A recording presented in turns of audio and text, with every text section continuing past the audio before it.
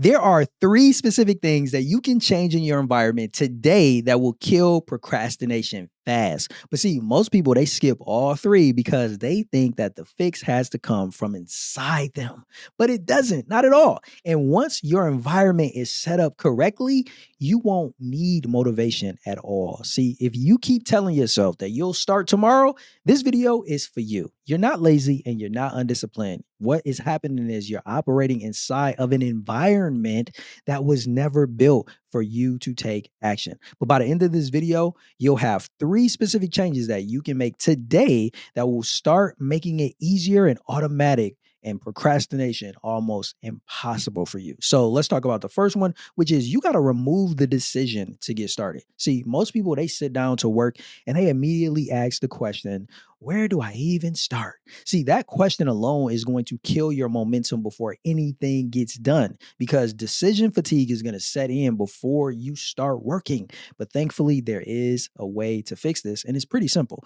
I want for you the night before to write down one thing, just the one thing that you're going to start with tomorrow. Not a list, just one thing. You can then write it on a post-it note, write it on a whiteboard. But the most important thing is that you put it somewhere in your environment that you're definitely going to see it the next day. So that way, when you wake up or you show up to work, the decision has already been made. All you got to do is just sit down and get to work. That way, there is no more negotiating, no more delaying, and no more trying to wonder, what am I going to do? What should I do? No, procrastination, it feeds on those open loops, not knowing what to do or not knowing what's coming next. So you start to close those loops when you begin the night before telling yourself what you're going to do the next day. Let's talk about number 2, which is you got to kill the visual triggers that are leading you to procrastinate, right? And one of the biggest ones is this guy right here, our phone, right? See, your phone is sitting next to you and it is a trap because it is an active invitation for you to stop working. See, every time that you get a notification, every time that you glance at that phone, right?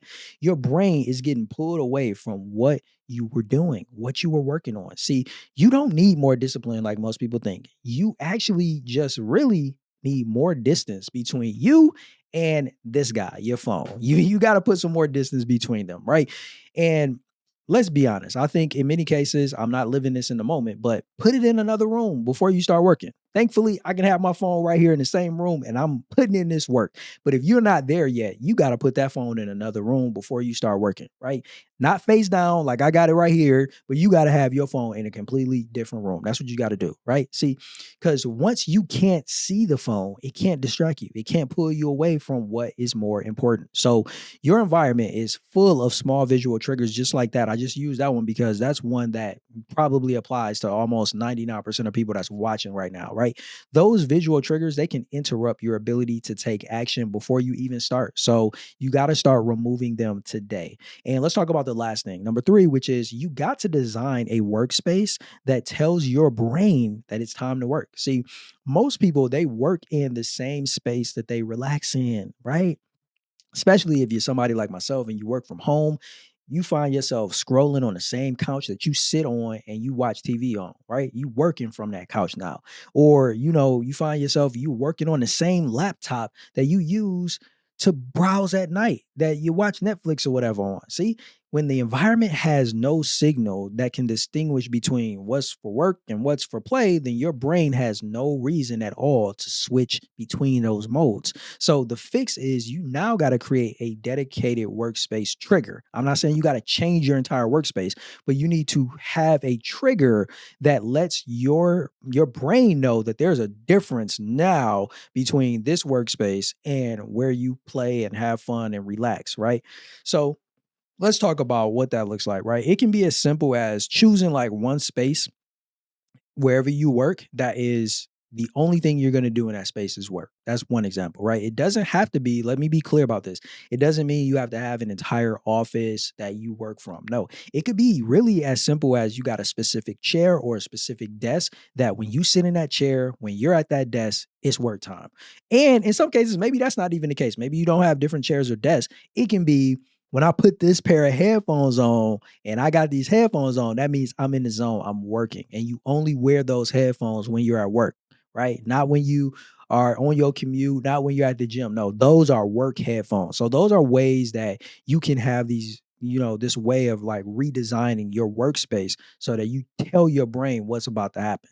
Because over time, just simply showing up to that space, it's going to become that trigger that it's time to start working. So your brain will learn that that place, those headphones, right? Like, or that chair or that desk, that's where action happens. So when that happens, getting started and beating the procrastination, it's no longer going to feel like a battle for you, right? Your environment is either going to work for you or it's going to work against you every single day. So change the environment and your behavior will begin to change too. But here's the thing, changing your environment, that's just step one.